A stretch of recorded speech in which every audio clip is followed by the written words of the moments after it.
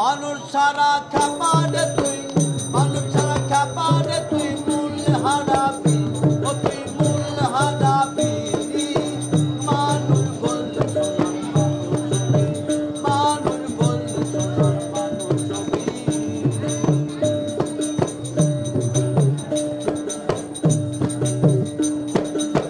বিকালে বিনালে সোনার মানুষ চলে, বিকালে বিনালে সোনার মানুষ চলে।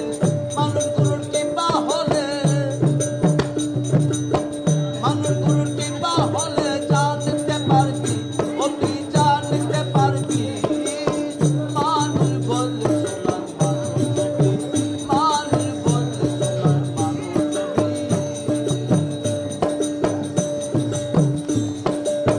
মানুষে মানুষ কথা কাছে যমুনা লোকলতা, মানুষে মানুষ কথা কাছে যমুনা লোকলতা। জেনে শুনে মোরা মাতা, জেনে শুনে মোরা মাতা। যাতে উড়বি, ও তুই যাতে উড়বি। মানুষ বললে সোনার মানুষ ছবি, মানুষ বললে সোনার মানুষ ছবি।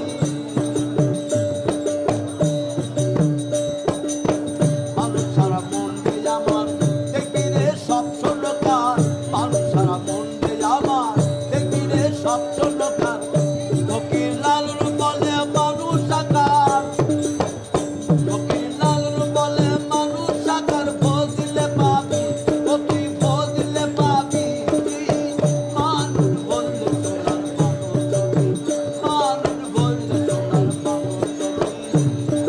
মানুষ ছাড়া চাপারে তুই, মানুষ ছাড়া চাপারে তুই মূল হারাবি, ও তুই মূল হারাবি।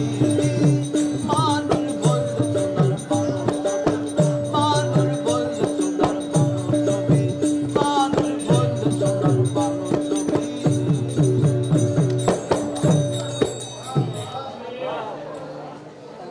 পারে লয়ে যাওয়া আমায়।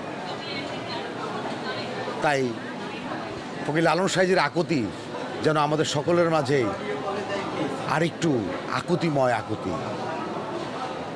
পার কর হয়ে দয়াল চাঁদ আমার। ফকির লালন সাহেব চলে গিয়েছেন, আসলে তিনি যান নাই।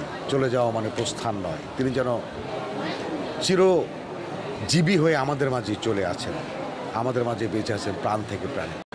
ফাগুনের দোল পূর্ণিমায় যেটা হয় সেটা হলো সাইজির জীবদ্দশায় উনি তার সাধুসঙ্গ করতেন ওই রাত্রে, চাঁদনি রাতে। তো খুব চাঁদনি রাত হতো, উনি সবাইকে একটা মাঠের মধ্যে জড়ো করে তিনি আকাশের দিকে তাকিয়ে একতারা নিয়ে তার মতো করে সাধুসঙ্গ করতেন। ফলে এই দুটো দিন খুব স্মরণীয় এবং দুইটা সাধুরা উদযাপন করে। দুটোর মধ্যে পার্থক্য থাকতে পারে, কিন্তু আমি নিজে খুব বেশি পার্থক্য মনে করি না। এই জন্য কারণ সাইজি কিন্তু পার্থিব লোভ লালসার ঊর্ধ্বে ছিলেন। তিনি প্রচার চান নাই, তার অনেক গানের খাতা কবর পুঁতে দেওয়া হয়েছে, গান হারিয়ে গেছে। তিনি গান মনে আসলে বলতো যে পোনা মাছের ঝাঁক এসেছে। তখন মনিরুদ্দিন শাহ বলে একজন ছিলেন, তিনি লিখতেন এবং তাকেও তিনি নিষেধ করতেন যে লিখিস না, এসব সিনার মধ্যে রাখ, কারণ এগুলো জানলে লোকে ভুল বুঝবে, তখন হই হই হবে, সমস্যা হবে। আর বাউলকে অনেক সময় ঠেকিয়ে দেওয়া হয়েছে গানের সময়। তখন সাইজির কাছে গিয়েছে, বলেছে ঠিক আছে তুমি এখন গিয়েও না, পরে গাও, লোকটা চলে গেলে গাও। ওনার আসল উদ্দেশ্যটা ছিল মানুষের মুক্তি। মুক্তিটা কিভাবে? উনি মানুষকে সত্য জ্ঞান করেছেন এবং উনি বলেছেন যে মানুষ ভজিলে সোনার মানুষ হবি, মানুষ ছাড়া খ্যাপারে তুই মূল হারাবি। ফলত উনি নিজের পরিচয়টাও কিন্তু দেয় নাই। উনি কিন্তু লালন রায় বা লালন ইসলাম সেসব বলেন নাই। এবং যতবার তাকে জিজ্ঞাসা করেছে তখন বলেছেন সব লোকে কয় লালন কি জাত সংসারে, লোকে বলে লালন হিন্দু কি জবন। মানে উনি সচেতনভাবে ওনার নাম পরিচয় জাতিভিত্তিক এবং ধর্মভিত্তিক পরিচয় গোপন করেছেন।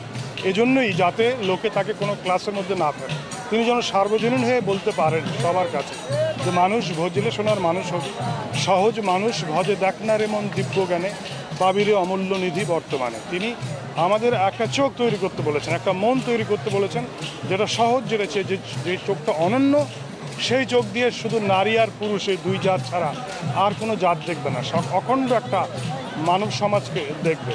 এবং সবশেষে ওনার যে আকাঙ্ক্ষাটা ছিল যে কবে গো মানব সমাজ, এমন মানব সমাজ সৃজন হবে যেদিন হিন্দু মুসলিম বৌদ্ধ খ্রিস্টান জাতিগোত্র নাহি হবে, এই হলো তার আকাঙ্ক্ষা ছিল। এবং সেটা উনি কিভাবে করেছেন, সেটা উনি ভক্তির সাথে করেছেন, সেটা তিনি সারেন্ডার করে করেছেন গুরু শিষ্য পরম্পরায়। আজকে বিশেষ করে আন্তর্জাতিক বিশ্বে আজকে যে হানাহানি, পরস্পর জাতিতে জাতিতে ধর্মে ধর্মে খুনাখুনি, আজকে এই লালনের এই বাণী খুবই প্রাসঙ্গিক হয়ে গেছে। তার গান তো শুধু গান নয়, তার গান জ্ঞান। সুতরাং আমি এই যে আপনি যে প্রশ্নটা প্রথমে করেছেন পয়লা কার্তিক বা দোল পূর্ণিমা, মূল বিষয়টা কিন্তু আনন্দ বা শোকের বিষয় না, মূল বিষয় হচ্ছে তার বাণীটাকে তুলে ধরা মানুষের কাছে, এবং সেটা সহজ মাধ্যম হচ্ছে গান।